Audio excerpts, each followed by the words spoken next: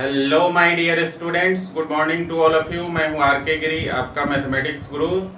Guys, आज के lecture में हम लोग एप्लीकेशन ऑफ डेरिवेटिव एओडी का एक नया चैप्टर शुरू करने वाले हैं और वो चैप्टर है आपका इंक्रीजिंग एंड डिक्रीजिंग फंक्शंस। ठीक है, इस चैप्टर में हम लोग सीखेंगे कि कैसे डेरिवेटिव्स का यूज करके हम लोग किसी फंक्शन को बोल सकते हैं कि ये फंक्शन इंक्रीजिंग है या डिक्रीजिंग है। ओके, सो गाइस, बिना विलंब किए हुए चलिए शुरू करते हैं आज का लेक्चर। तो बच्चों, आज के लेक्चर में हम लोग सबसे पहले जानेंगे कि मोनोटोनिक फंक्शन क्या है। हमारा जो चैप्टर है उसको पहले हम लोग लिख लेते हैं और चैप्टर है आपका increasing and decreasing function. Increasing and decreasing function. Increasing and decreasing functions. Okay, ये हमारा चैप्टर है और इस चैप्टर में सबसे पहले हम लोग आज जानने की कोशिश करेंगे मोनोटोनिक फंक्शन क्या होता है।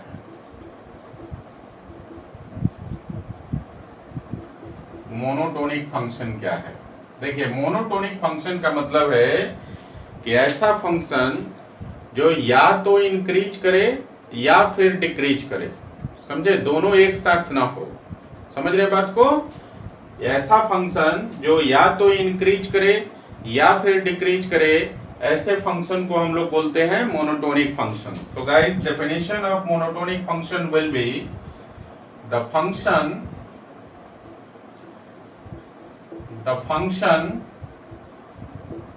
which is either increasing or decreasing, either increasing or decreasing is said to be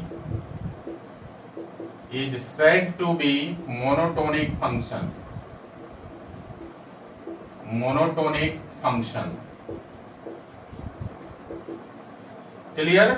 ऐसा फंक्शन जो या तो इंक्रीज करे या फिर डिक्रीज करे, ऐसे फंक्शन को हम लोग बोलते हैं मोनोटोनिक फंक्शन। ठीक है, देखिए, मोनोटोनिक फंक्शन में हमने दो चीजें देखी कि या तो फंक्शन इंक्रीज करेगा या फिर फंक्शन डिक्रीज करेगा, तो ऐसे फंक्शन को हम लोग मोनोटोनिक फंक्शन बोलते हैं। तो जरा देखिए, जो हमने 11th क्लास में पढ़ा हुआ है, पहले आपने पढ़ा होगा, देखिए ध्यान से, e to the power x का ग्राफ आपने पढ़ा होगा।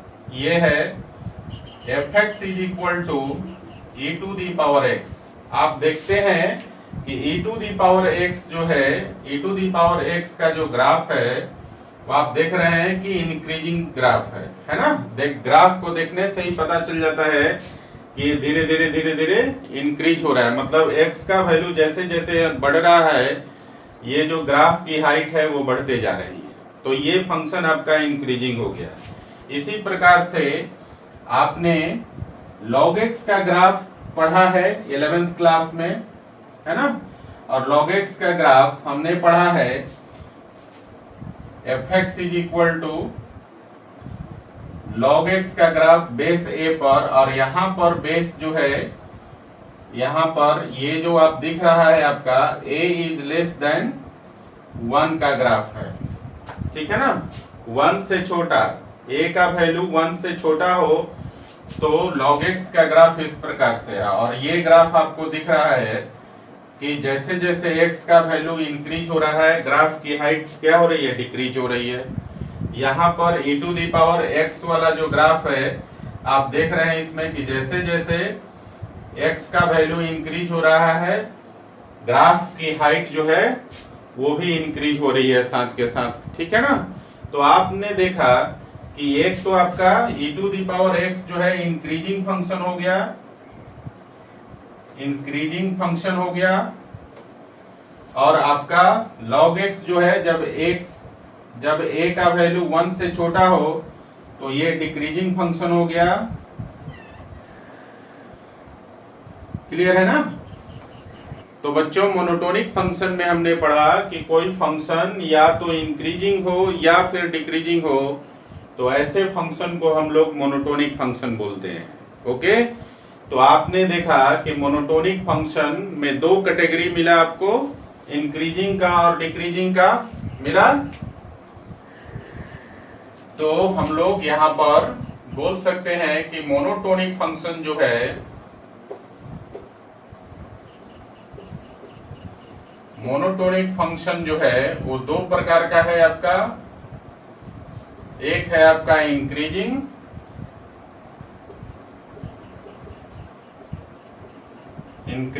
फंक्शन और दूसरा है आपका डिक्रीजिंग फंक्शन।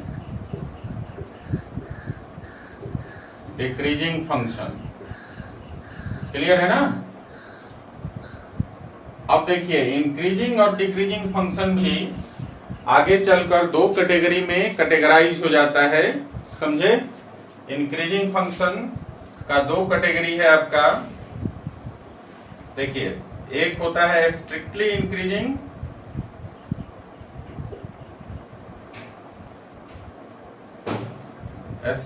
इंक्रीजिंग फंक्शन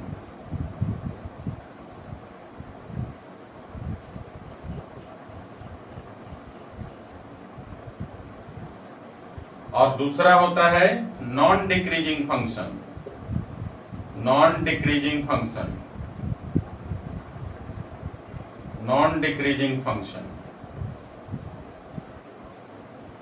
या इसी को हम लोग सिंपली इंक्रीजिंग फंक्शन बोलेंगे। ठीक है,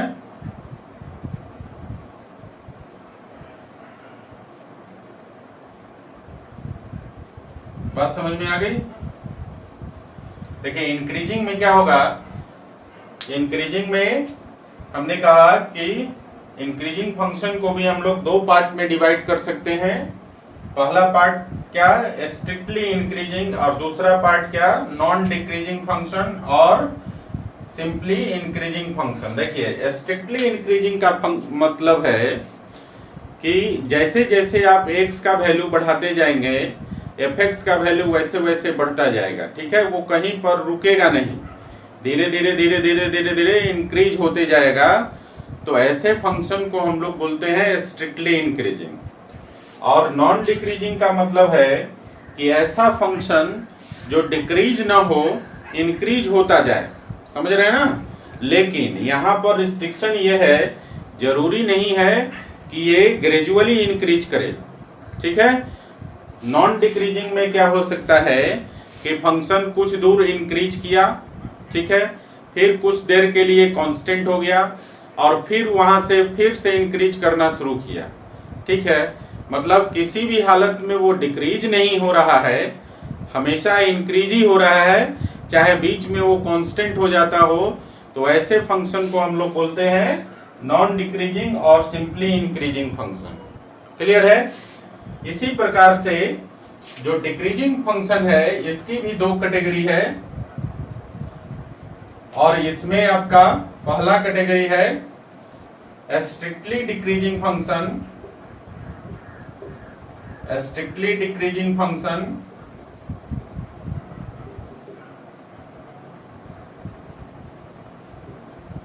और दूसरा कैटेगरी है इसमें नॉन इंक्रीजिंग फंक्शन।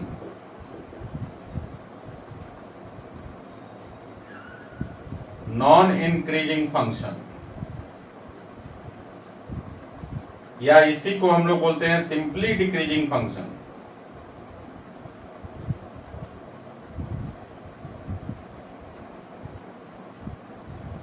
ठीक है, तो देखिए फिर से हमने क्या किया कि डिक्रीजिंग फंक्शन को दो कैटेगरी में कैटेगराइज कर दिया। एक है आपका स्ट्रिक्टली डिक्रीजिंग फंक्शन, दूसरा है आपका नॉन इंक्रीजिंग और सिंपली डिक्रीजिंग फंक्शन। देखिए स्ट्रिक्टली डिक्रीजिंग का मतलब है कि आप जैसे जैसे x का वैल्यू बढ़ाते जाएंगे fx का वैल्यू वैसे वैसे कम होता जाएगा। ठीक है, कहीं पर रुकेगा नहीं, कांस्टेंट नहीं होगा। क्या होगा, वैसे वैसे धीरे धीरे ग्रेजुअली वो कम होता जाएगा। जैसे जैसे आप x का वैल्यू बढ़ाते जाएंगे fx का वैल्यू ग्रेजुअली धीरे धीरे धीरे धीरे कम होता जाएगा, कहीं पर वो रुकेगा नहीं, कहीं कांस्टेंट नहीं होगा वो। तो ऐसे फंक्शन को हम लोग बोलते हैं स्ट्रिक्टली डिक्रीजिंग फंक्शन। और नॉन इंक्रीजिंग फंक्शन का मतलब है कि ऐसा फंक्शन जो इंक्रीज न करे, वो लगातार डिक्रीज ही करे। लेकिन यहाँ पर जो है नॉन इंक्रीजिंग का मतलब है कि कहीं पर हो सकता है कि वो रुक जाए, मतलब कांस्टेंट हो जाए और फिर डिक्रीज करना शुरू करे। जैसे मान लीजिए कोई फंक्शन है आपके पास, कुछ देर के लिए वो डिक्रीज किया, फिर वो कांस्टेंट हो गया, ओके, और फिर कुछ देर के बाद फिर डिक्रीज करने लगा। तो आप देख रहे हैं कि थ्रू आउट वो डिक्रीज ही हो रहा है, बीच में कहीं पर वो क्या होता है, रुक जाता है, कांस्टेंट हो जाता है, लेकिन किसी भी हालत में इंक्रीज नहीं हो रहा है। तो ऐसे फंक्शन को हम लोग बोलते हैं नॉन इंक्रीजिंग फंक्शन और सिंपली डिक्रीजिंग फंक्शन, ओके। इन चारों कैटेगरी को हम लोग ग्राफ के माध्यम से समझते हैं कि स्ट्रिक्टली इंक्रीजिंग होगा तो फंक्शन कैसा होगा, ठीक है, स्ट्रिक्टली डिक्रीजिंग होगा तो फंक्शन कैसा होगा, फंक्शन का ग्राफ कैसा दिखेगा, उसके बाद नॉन डिक्रीजिंग होगा तो फंक्शन का ग्राफ कैसा दिखेगा, और नॉन इंक्रीजिंग होगा तो उसका ग्राफ कैसे दिखेगा, समझे ना। तो पहले हम लोग इन चारों कैटेगरी को हम लोग ग्राफ देखेंगे, ठीक है, उसके बाद हम लोग एक एक करके 1 by 1 करके जो है इन चारों कैटेगरी का डिटेल में स्टडी करेंगे, ओके गाइस। तो चलिए पहले इसको आप लिख लीजिए। तो बच्चों चलिए समझते हैं increasing, decreasing, strictly increasing, strictly decreasing, non increasing, non decreasing, ये जो फंक्शंस हैं जो अभी हमने कैटेगराइज किया, मोनोटोनिक फंक्शन की कैटेगरी थी ये सारी, इनका ग्राफ कैसा होगा जरा ये देखते हैं। देखिए जरा,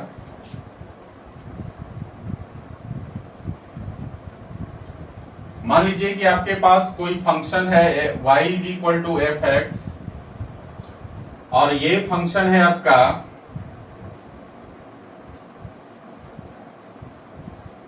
इस प्रकार से, अगर कोई फंक्शन है, ये है आपका y = fx एक फंक्शन है, ठीक है।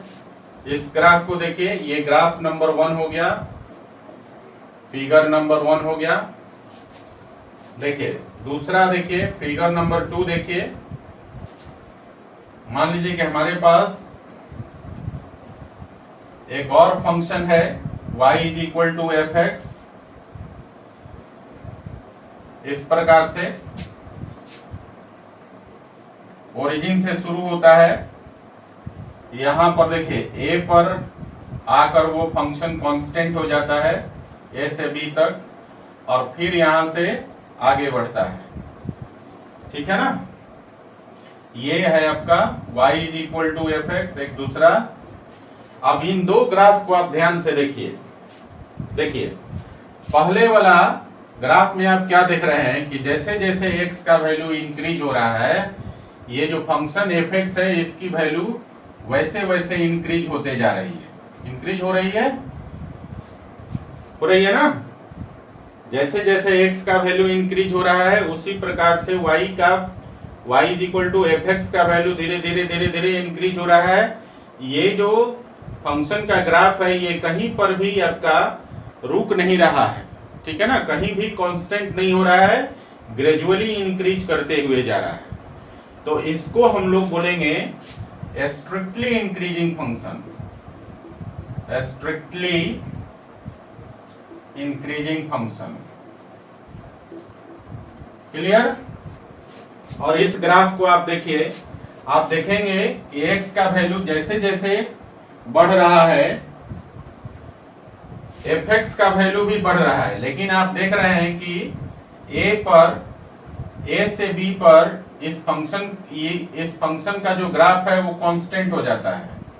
यहाँ पर a से b तक ना तो ये इंक्रीज हो रहा है और ना ही यहाँ पर डिक्रीज हो रहा है। यहाँ से देखिए 0 से लेकर a तक ये क्या हो रहा है, धीरे धीरे धीरे धीरे ग्रेजुअली इंक्रीज हो रहा है। a से b पर आके कांस्टेंट हो जाता है, a से b के बीच में ग्राफ बिल्कुल कांस्टेंट हो गया, फ्लैट हो गया, ठीक है, ना तो यहाँ पर इंक्रीज हो रहा है ना ही यहाँ पर डिक्रीज हो रहा है। और फिर b से आगे आप देखेंगे कि फिर से इंक्रीज करना शुरू कर दिया। तो ओवरऑल आप क्या देख रहे हैं कि ये जो y equal to f x का जो ग्राफ है फिगर नंबर 2 में, ये क्या हो रहा है, इंक्रीज ही हो रहा है, डिक्रीज कहीं पर नहीं हो रहा है, ठीक है। लेकिन यहाँ पर क्या है, ए से बी के बीच में ये कांस्टेंट हो जाता है, ग्राफ फ्लैट हो जाती है, ठीक है ना, और फिर से बी के बाद इंक्रीज करना शुरू कर देता है। तो ऐसे फंक्शन को हम लोग बोलते हैं non decreasing function. Non decreasing function मतलब जो कभी भी डिक्रीज ना हो, नॉन डिक्रीजिंग फंक्शन बोलते हैं। क्लियर है। और ये जो दोनों ग्राफ है 1 और 2 दोनों फिगर जो है, ये आपका जो है इंक्रीजिंग फंक्शन का ग्राफ हो गया, समझे ना। इंक्रीजिंग फंक्शन का, कौन सा, इंक्रीजिंग फंक्शन का ग्राफ हो गया, समझ गए। इंक्रीजिंग फंक्शंस में 2 कैटेगरी आ गई आपकी, कौन कौन सा, स्ट्रिक्टली इंक्रीजिंग और नॉन डिक्रीजिंग फंक्शन, और इसको सिंपली हम लोग इंक्रीजिंग बोलेंगे, ठीक है। अभी सिर्फ हम लोग ग्राफ का अध्ययन कर रहे हैं, ठीक है। इसके बाद हम लोग 1 बाय 1 करके इसका डिटेल में स्टडी करेंगे। मैथमेटिकल डेफिनेशन क्या है, कैसे हम लोग पहचानेंगे कि ये फंक्शन स्ट्रिक्टली इंक्रीजिंग है या नॉन डिक्रीजिंग है, कैसे पहचानेंगे कि स्ट्रिक्टली डिक्रीजिंग है या नॉन इंक्रीजिंग है, ठीक है। अभी सिर्फ हम लोग ग्राफ से जानने की कोशिश करते हैं कि ग्राफ से हम लोग कैसे देखेंगे, कैसे पहचानेंगे कि फंक्शन इंक्रीजिंग है या स्ट्रिक्टली इंक्रीजिंग है, और डिक्रीजिंग है या स्ट्रिक्टली डिक्रीजिंग है। ओके, तो ये जो 2 ग्राफ हमने बताया, इसमें आपकी 2 तरह के फंक्शंस इंक्लूड हो गए, स्ट्रिक्टली इंक्रीजिंग फंक्शन और आपका नॉन डिक्रीजिंग फंक्शन, ठीक है ना। अब आगे की कैटेगरी देखिए, अगर मान लीजिए कि हमारे पास y equal to f x एक फंक्शन है, ठीक है, और ये जो फंक्शन है आपका, आप देखिए इस प्रकार से फंक्शन है, ये जो फंक्शन है आपका y equal to f x है। आप देखेंगे कि x का वैल्यू धीरे धीरे जो है इंक्रीज हो रहा है, और एफ एक्स का वैल्यू धीरे धीरे क्या हो रहा है, डिक्रीज हो रहा है। देख रहे हैं ना, इस ग्राफ को अच्छी तरह से देखिए। x का वैल्यू जैसे जैसे इंक्रीज हो रहा है, वैसे वैसे एफ एक्स का वैल्यू डिक्रीज हो रहा है, मतलब ग्राफ की हाइट जो है धीरे धीरे कम होते जा रही है, कम हो रही है।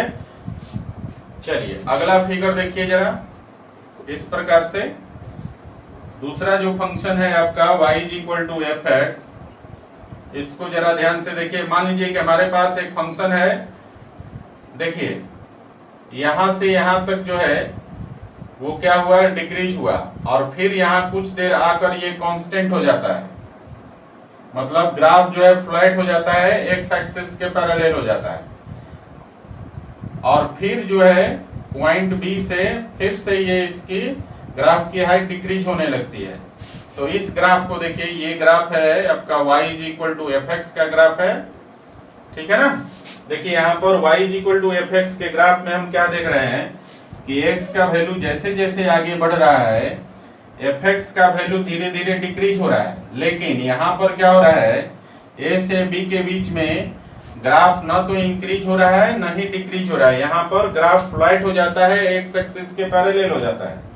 ये मतलब a से b के बीच में ग्राफ जो है कांस्टेंट हो जाता है, ना इंक्रीज होता है ना डिक्रीज होता है, ठीक है। यहाँ से देखिए, यहाँ से लेकर बिगिनिंग से लेकर a तक फंक्शन ग्रेजुअली डिक्रीज हो रहा है, a से b तक फंक्शन कांस्टेंट हो गया, ना इंक्रीज किया ना डिक्रीज किया, फिर b से आगे फंक्शन ग्रेजुअली डिक्रीज करने लगा। तो हम क्या देखते हैं कि यहाँ पर जो है इस फंक्शन का ग्राफ जो है वो हर हालत में डिक्रीज ही हो रहा है, इंक्रीज किसी भी हालत में नहीं हो रहा है, नहीं हो रहा है ना, ठीक है। बीच में क्या होता है कि कांस्टेंट हो जाता है, मतलब कुछ दूर डिक्रीज करता है, फिर कांस्टेंट हो गया, फिर डिक्रीज करना शुरू कर दिया, मतलब किसी भी हालत में ये जो ग्राफ दिख रहा है वो इंक्रीज नहीं हो रहा है, समझ गए ना। तो ऐसे केस में इस फंक्शन को हम लोग क्या बोलेंगे, नॉन इंक्रीजिंग फंक्शन, समझ गए। किसी भी हालत में ये फंक्शन क्या हो रहा है, इंक्रीज नहीं कर रहा है, तो हम लोग क्या बोलेंगे, नॉन इंक्रीजिंग फंक्शन, समझे ना। लेकिन नॉन इंक्रीजिंग फंक्शन में जरूरी नहीं है कि ग्रेजुअली डिक्रीज करे, समझे ना। वो कहीं पर स्थिर भी हो सकता है, मतलब कांस्टेंट भी हो सकता है, और फिर कुछ देर के बाद फिर से डिक्रीज होना शुरू हो सकता है। क्लियर है गाइस। तो यहां पर ये जो दो ग्राफ्स हमने बताए 3 और 4, 3 जो है आपका स्ट्रिक्टली डिक्रीजिंग है, स्ट्रिक्टली डिक्रीजिंग फंक्शन है,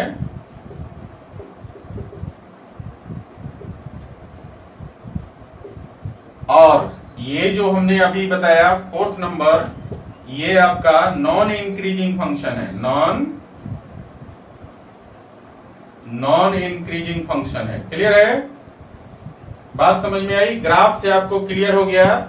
यहां पर हमने देखा कि फिगर नंबर 1 और फिगर नंबर 2 जो है इंक्रीजिंग फंक्शंस का केस है, ठीक है।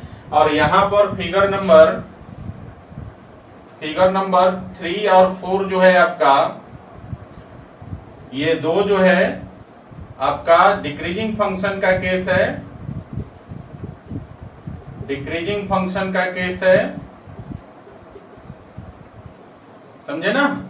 तो हमने क्या किया था, हमने आपको बताया कि मोनोटोनिक फंक्शन जो है वो दो कैटेगरी में कैटेगराइज हो जाता है, इंक्रीजिंग फंक्शन और डिक्रीजिंग फंक्शन। फर्दर जो है इंक्रीजिंग फंक्शन और डिक्रीजिंग फंक्शन के भी दो कैटेगरी होते हैं।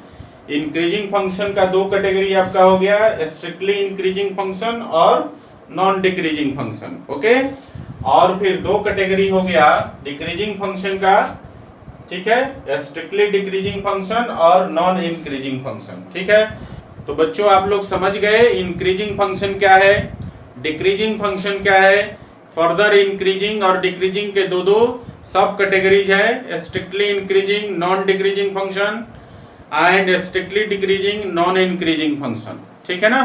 ग्राफ से आपको पता चल गया कि इंक्रीजिंग के केस में ग्राफ किस प्रकार से दिखाई देगा, मतलब स्ट्रिक्टली इंक्रीजिंग के केस में और नॉन डिक्रीजिंग के केस में कैसा ग्राफ दिखाई देगा, और डिक्रीजिंग के केस में मतलब स्ट्रिक्टली डिक्रीजिंग और नॉन इंक्रीजिंग के केस में आपको ग्राफ कैसा दिखाई देगा।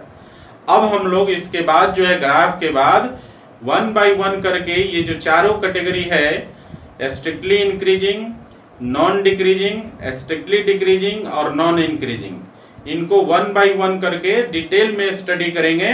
पहले आप इन चारों का ग्राफ लिख लीजिए, ठीक है, लिखिए। तो बच्चों चलिए समझते हैं इंक्रीजिंग फंक्शन के बारे में। इंक्रीजिंग फंक्शन हमने अभी समझा कि क्या होता है, और उसका ग्राफ भी देखा हमने,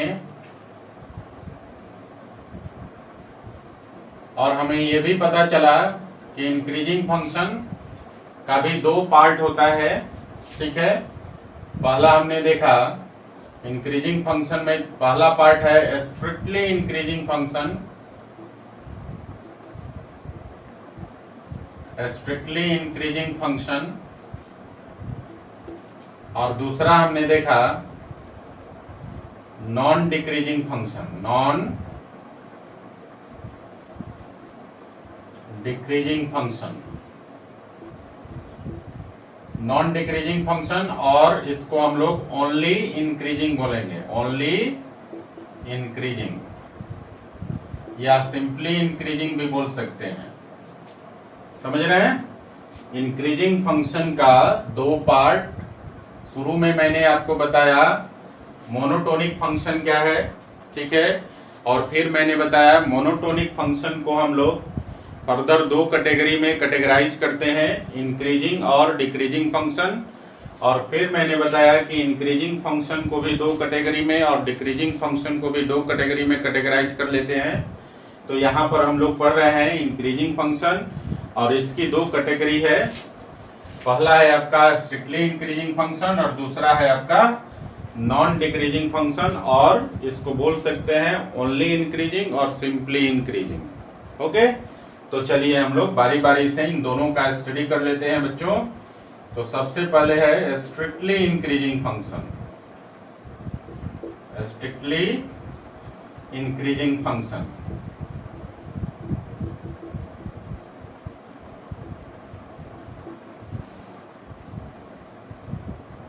देखिए स्ट्रिक्टली इंक्रीजिंग फंक्शन का क्या है definition of function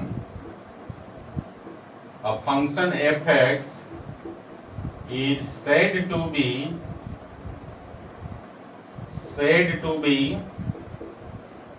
a strictly increasing function if x1 is less than x2 implies that fx1 is less than fx2। ये आपका डेफिनेशन है, ठीक है। अगर मान लीजिए कि उसके डोमेन का दो पॉइंट ले लिया x1 x2 और इस प्रकार लिया कि x2 का वैल्यू x1 से बड़ा है, तो देयरफॉर fx2 का वैल्यू भी fx1 से बड़ा होगा। अगर इस कंडीशन को, इस मैथमेटिकल कंडीशन को कोई फंक्शन अगर फुलफिल करता है तो उस फंक्शन को हम लोग बोलते हैं स्ट्रिक्टली इंक्रीजिंग फंक्शन, ठीक है। इसको हम लोग एक ग्राफ के माध्यम से समझते हैं और देखते हैं कि इसके लिए डेरिवेटिव्स का कैसे यूज करेंगे और कैसे पहचानेंगे, डेरिवेटिव्स का यूज करके कैसे पहचानेंगे कि फंक्शन जो है गिवन फंक्शन आपका स्ट्रिक्टली इंक्रीजिंग है। ओके, तो चलिए इसके लिए हम लोग एक ग्राफ ले लेते हैं। देखिए मान लीजिए हमारे पास y = fx का एक ग्राफ है, y = fx का एक ग्राफ है और मान लीजिए हमारे पास जो ग्राफ है ये ग्राफ है आपका, ठीक है। इसके डोमेन में हमने दो पॉइंट ले लिया, ये आपका x1 है और यहाँ पर हमने ले लिया x2 है, ये दो पॉइंट है। तो देखिए x1 के कॉरस्पॉन्डिंग जो ये जो ग्राफ है आपका fx का ग्राफ है, तो x1 के कॉरस्पॉन्डिंग जो वैल्यू आएगा वो वैल्यू हो जाएगा fx1 हो जाएगा और यहाँ से x2 के कॉरस्पॉन्डिंग जो वैल्यू आएगा आपका ये वैल्यू हो जाएगा आपका fx2। तो आप देखिए यहाँ पर क्या देख रहे हैं, हियर वी सी दैट, क्या देखते हैं यहाँ पर, देखिए x2 जो है x1 से बड़ा है, x1 is less than x2, मतलब बोल सकते हैं x2 is greater than x1। Therefore यहाँ भी आप देखिए, यहाँ जो है हाइट है fx1 का और यहाँ जो हाइट है आपका fx2 का, आप क्या देख रहे हैं fx2 की हाइट जो है fx1 से बड़ी है। तो देयरफॉर क्या मिला आपको, fx1 is less than fx2, है ना। देख रहे हैं ग्राफ के माध्यम से, क्या आपने देखा कि x2 का वैल्यू अगर x1 से बड़ा है तो fx2 का वैल्यू भी fx1 से बड़ा होगा। अगर ये कंडीशन आपके पास अराइज होता है तो आप बोल सकते हैं कि फंक्शन कैसा होगा, स्ट्रिक्टली इंक्रीजिंग फंक्शन होगा। ओके, अब हम लोग बात करते हैं कि यहाँ तो डेरिवेटिव का कोई यूज नहीं हुआ, कैसे हम लोग इसको एप्लीकेशन ऑफ डेरिवेटिव में पढ़ते हैं। तो बच्चों अब हम लोग यहाँ पर सीखेंगे कि कैसे हम लोग डेरिवेटिव का यूज करके और इसको आइडेंटिफाई करें कि ये फंक्शन स्ट्रिक्टली इंक्रीजिंग है। तो जरा ध्यान दीजिए, अगर मान लीजिए कि ये जो इंटरवल है यहाँ x1 से लेकर x2 तक, तो इसको हम लोग डेल x लिख सकते हैं, है ना। डेल x का मतलब है यहाँ पर कि x2 माइनस x1, ठीक है। और यहाँ पर जो इंटरवल आपको दिखाई दे रहा है, ये वाला इंटरवल देखिए ध्यान से, ये जो इंटरवल दिखाई दे रहा है यहाँ से लेकर यहाँ तक, यहाँ से लेकर यहाँ तक, fx1 से लेकर fx2 तक, इसको हम लोग डेल y मान लें। डेल y का मतलब है डेल वाई का मतलब है fx2 माइनस fx1, है ना, difference of y coordinate. Del y का मतलब हो गया डिफरेंस ऑफ y कोऑर्डिनेट, और यहां पर डेल x का मतलब हो गया कि difference of x coordinate. Clear है? तो देखिए यहां ध्यान दीजिए कि इसको हम लोग यहां पर क्या बोल सकते हैं कि डेल x का वैल्यू क्या होगा। यहां पर देखिए x2 का वैल्यू x1 से बड़ा है, तो x2 माइनस x1 का वैल्यू 0 से बड़ा होगा। इसी प्रकार से आप देखिए fx2 का वैल्यू fx1 से बड़ा है, तो fx2 में से fx1 को घटाएंगे तो 0 से बड़ा होगा, मतलब डेल y का वैल्यू भी 0 से बड़ा हो जाएगा। So guys we can write as del x is greater than 0, del y is also greater than 0, therefore del y by del x is greater than 0, del y by del x is greater than 0। और यहाँ दोनों तरफ हम लोग limit ले लें और इसको ऐसा लिख सकते हैं, limit del x tends to 0, del y by del x is greater than 0। और आपको मालूम है कि limit del y by del x को हम लोग बोलते हैं dy by dx। So guys यहां से मिल गया dy by dx is greater than 0। समझे? तो ये आपका डेरिवेटिव का वैल्यू अगर पॉजिटिव हो, 0 से बड़ा हो, तो आप क्या बोलेंगे कि फंक्शन स्ट्रिक्टली इंक्रीजिंग है। क्लियर है? क्लियर हो गया ना कि डेरिवेटिव्स का कैसे यूज करेंगे। मतलब फंक्शन के किसी भी पॉइंट पर आप डेरिवेटिव को चेक करेंगे dy by dx, तो ये ऑलवेज ग्रेटर देन 0 आएगा। समझे ना? फंक्शन के किसी भी पॉइंट पर डेरिवेटिव का वैल्यू ऑलवेज पॉजिटिव होगा, दैट मीन्स कि always dy by dx greater than 0 होगा। ऐसे केस में हम लोग बोलते हैं कि फंक्शन क्या होगा, स्ट्रिक्टली इंक्रीजिंग होगा। ओके, तो चलिए इसको लिख लीजिए जरा।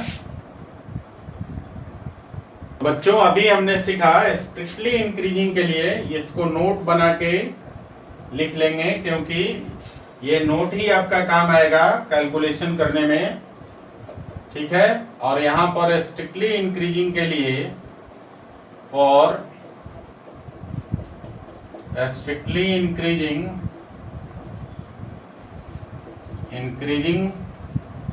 फंक्शन और स्ट्रिक्टली इंक्रीजिंग फंक्शन हमने दो बातें पढ़ी। पहला पॉइंट है आपका इफ, देखिए x1 x2 belongs to domain of the function. अगर x1 x2 जो है गिवन फंक्शन के डोमेन से बिलोंग करता है, such that x1 is less than x2, therefore implies that fx1 is less than fx2। तो ऐसे केस में हम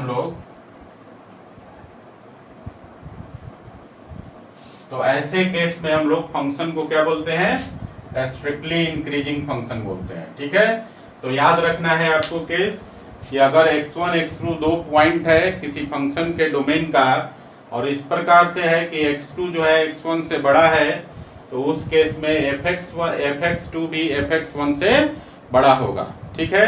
तो ऐसा केस जब भी आपको मिल जाए तो आप समझना कि फंक्शन क्या है, स्ट्रिक्टली इंक्रीजिंग फंक्शन है। ओके, दूसरा पॉइंट हमने कहा कि अगर फंक्शन स्ट्रिक्टली इंक्रीजिंग है, देखिए if fx is strictly increasing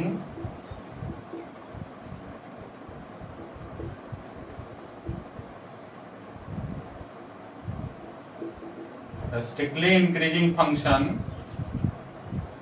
then हमने क्या देखा कि dy by dx is always greater than 0। ठीक है ना? हमने क्या देखा if fx is a strictly increasing function then dy by dx is always greater than 0। और हम लोग इसको ऐसा भी बोल सकते हैं कि f dash x is always greater than 0। समझे? तो ये जो 2 पॉइंट था नोट के रूप में, इसको आप जरूर दिमाग में रखेंगे, क्योंकि यही 2 पॉइंट जो है आपको स्ट्रिक्टली इंक्रीजिंग फंक्शन को का कैलकुलेशन करने में आपकी मदद करेगा। क्लियर है? चलिए अब हम लोग आते हैं इसकी दूसरी कैटेगरी के बारे में समझते हैं। और इंक्रीजिंग फंक्शन का जो दूसरा कैटेगरी था वो था आपका non decreasing function. Non decreasing function, non decreasing, या इसको हम लोग, मैंने कहा कि आप सिंपली इंक्रीजिंग या ओनली इंक्रीजिंग बोल सकते हैं। Only increasing function, only increasing का मतलब कहीं भी डिक्रीज ना हो, सिर्फ इंक्रीज हो। लेकिन यहां पर बात यह है कि ये जरूरी नहीं है कि ग्रेजुअली इंक्रीज करे, लगातार इंक्रीज करे। ठीक है ना? नॉन डिक्रीजिंग और ओनली इंक्रीजिंग का मतलब है कि कहीं भी डिक्रीज नहीं करेगा, लेकिन इसका ये भी मतलब है कि ऐसा नहीं है कि ग्रेजुअली इंक्रीज करे। हो सकता है कि शुरू में इंक्रीज किया और फिर कुछ देर के लिए कांस्टेंट हो गया और फिर इंक्रीज करना शुरू कर दिया। ठीक है? तो ऐसे फंक्शंस जो होते हैं वो आपका नॉन डिक्रीजिंग और ओनली इंक्रीजिंग फंक्शंस कहलाते हैं। अब जरा हम लोग इसके लिए ग्राफ देखते हैं, और ग्राफ से हम लोग ऑलरेडी समझ चुके हैं। देखिए जरा, मान लीजिए कि हमारे पास y = fx एक ग्राफ है इस प्रकार से, देखिए, और ये आपका ओरिजिन से, देखिए ओरिजिन से a तक इंक्रीज हो रहा है, a से b तक कांस्टेंट हो जाता है और फिर b से आगे इंक्रीज करना शुरू कर देता है।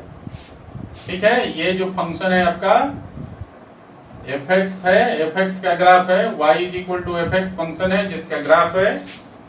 ठीक है ना? अब आप ध्यान दीजिए, मान लीजिए कि यहां पर पॉइंट है x1, a पर पॉइंट है आपका x2, b पर जो पॉइंट है आपका x3, और एक पॉइंट और ले लीजिए b के आगे, यहां पर ये है आपका x4। अब जरा ध्यान दीजिए, आप देख रहे हैं कि x1 is less than x2 के केस में, देखिए जब x2 जो है x1 से बड़ा है, x1 से x2 के केस में आप देखेंगे कि जो वैल्यू है आपका यहाँ पर, देखिए ये वैल्यू x1 के कोरस्पॉन्डिंग जो वैल्यू हो जाएगा fx1 हो जाएगा, और x2 के कोरस्पॉन्डिंग जो वैल्यू हो जाएगा वो आपका fx2 हो जाएगा। इसी प्रकार से x3 के कोरस्पॉन्डिंग वैल्यू fx3 हो जाएगा, और ये सेम वैल्यू देगा क्योंकि a और b पर फंक्शन क्या है, कांस्टेंट हो जाता है। x4 के कोरस्पॉन्डिंग वैल्यू हो जाएगा fx4। ठीक है? अब यहाँ पर एक एक करके हम लोग एक एक इंटरवल को ध्यान से देखते हैं। तो देखिए ये जो इंटरवल है आपका x1 से x2 के बीच में, यहाँ पर क्या देखते हैं, x2 is greater than x1, है ना? तो यहाँ पर भी आप देखेंगे कि fx2 का वैल्यू जो है fx1 से बड़ा है, तो आप क्या देख रहे हैं, therefore fx1 is less than fx2।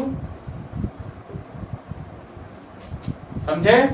इसी प्रकार से आप दूसरे इंटरवल को देखिए, x2 से x3 के बीच में देखिए, तो आप क्या देख रहे हैं कि यहाँ पर x2 is less than x3 है, x3 का वैल्यू x2 से बड़ा है।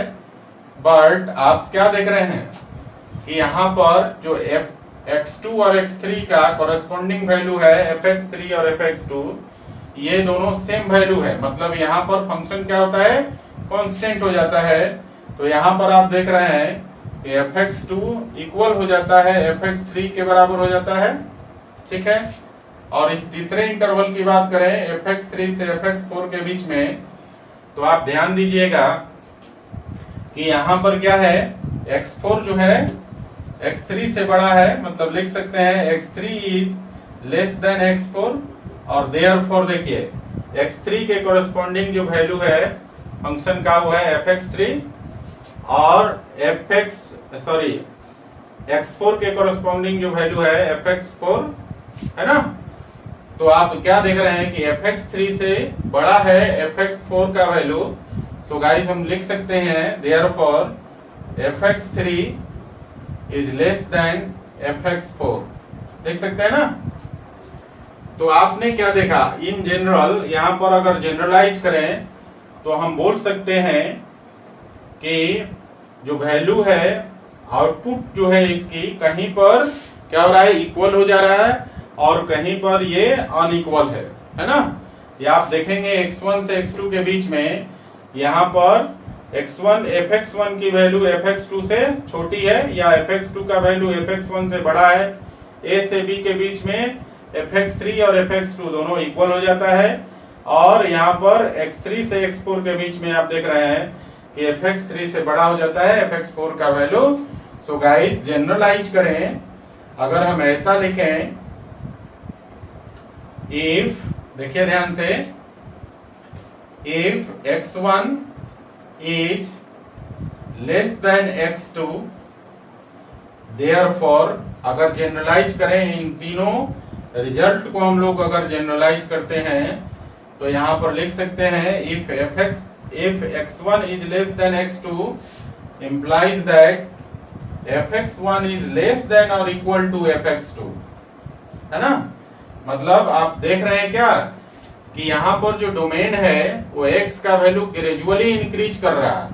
x1 से बड़ा है x2, x2 से बड़ा है x3, x3 से बड़ा है x4, लेकिन जो इसकी आउटपुट है वो ग्रेजुअली इंक्रीज नहीं कर रहा है ना। यहाँ पर आप देख रहे हैं कि x2 तक जो है ग्रेजुअली इंक्रीज हो रहा है और फिर a से b पर मतलब x2 और x3 पर वैल्यू क्या होता है, कांस्टेंट हो जाता है, वहां इक्वल हो जाता है दोनों वैल्यू। और फिर आप देख रहे हैं x3 से x4 पर फिर से फंक्शन इंक्रीज होने लगता है। तो हमने यहाँ पर देखा कि अगर हमारे पास कोई फंक्शन है fx, ठीक है, इसके डोमेन का हम 2 पॉइंट ले लेते हैं x1 और x2 और इस प्रकार से लेते हैं कि x2 का वैल्यू x1 से बड़ा है, तो हम देखते हैं कि fx2 का वैल्यू जो है fx1 के 1 से बड़ा और बराबर है। तो ऐसा केस अगर एराइज हो तो उसमें उस कंडीशन में हम लोग बोलते हैं कि फंक्शन कैसा है, नॉन डिक्रीजिंग और ओनली इंक्रीजिंग, ठीक है। अब इस केस में डेरिवेटिव कैसा हो जाएगा बच्चा, तो देखिए जहां पे फंक्शन कांस्टेंट हो रहा है यहाँ पर जो डेरिवेटिव है dy बाई dx वो 0 हो जाएगा और जहां फंक्शन इंक्रीज हो रहा है वहां पर dy बाई dx का वैल्यू 0 से बड़ा हो जाएगा। यहाँ भी dy बाई dx का वैल्यू 0 से बड़ा हो जाएगा। तो हम लोग एंड ये भी लिख सकते हैं कि dy बाई dx का वैल्यू जो होगा वो ग्रेटर देन इक्वल टू 0, या आप लिख सकते हैं f डैश x का value greater than equal to 0। तो फंक्शन को क्या है, नॉन डिक्रीजिंग होने के लिए और सिंपल इंक्रीजिंग होने के लिए कंडीशन क्या है कि अगर डोमेन का 2 पॉइंट है x1 और x2 इस प्रकार से कि x2 का वैल्यू x1 से बड़ा है तो fx2 का वैल्यू fx1 से बड़ा और बराबर होगा। दूसरा डेरिवेटिव्स का नेचर जो है क्या हो जाएगा, dy बाई dx का value greater than equal to 0 हो जाएगा, मतलब 0 से बड़ा भी होगा और 0 के बराबर भी होगा। 0 से बड़ा वहां होगा जहां फंक्शन इंक्रीज होगा और 0 के बराबर वहां होगा जहां फंक्शन कांस्टेंट हो जाएगा।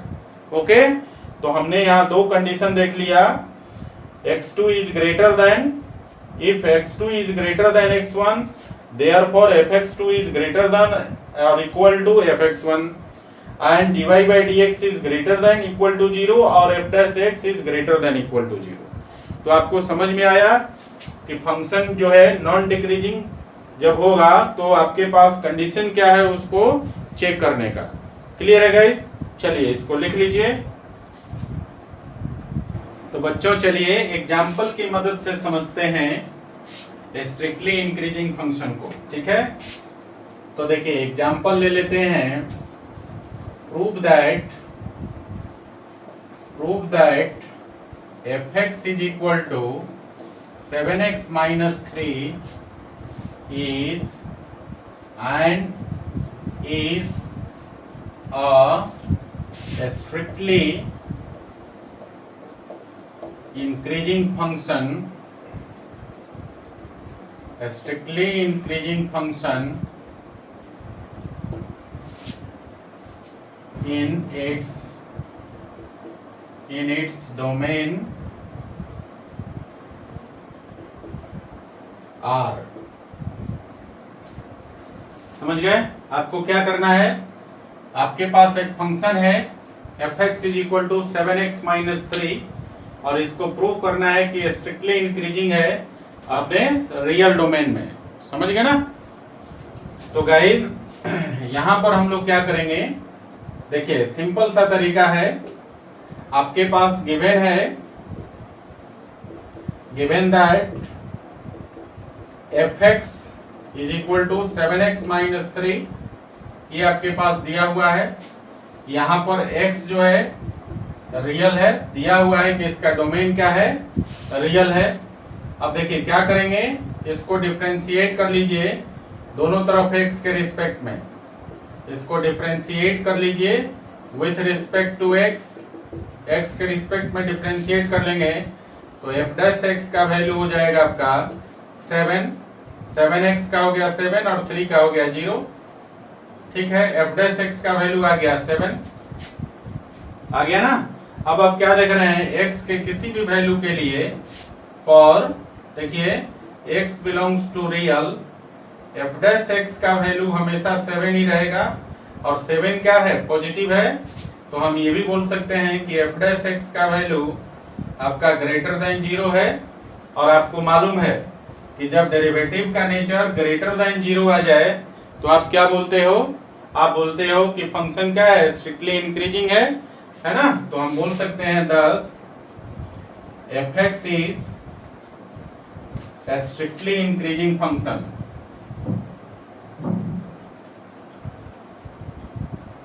Strictly increasing function. ठीक है, और x बिलोंग्स टू रियल बोल सकते हैं। तो ये आपका प्रूफ हो गया। ठीक है ना। चलिए एक और एग्जांपल कर लेते हैं। अगला एग्जांपल है prove that fx is equal to sin x, fx is equal to sin x is a strictly increasing function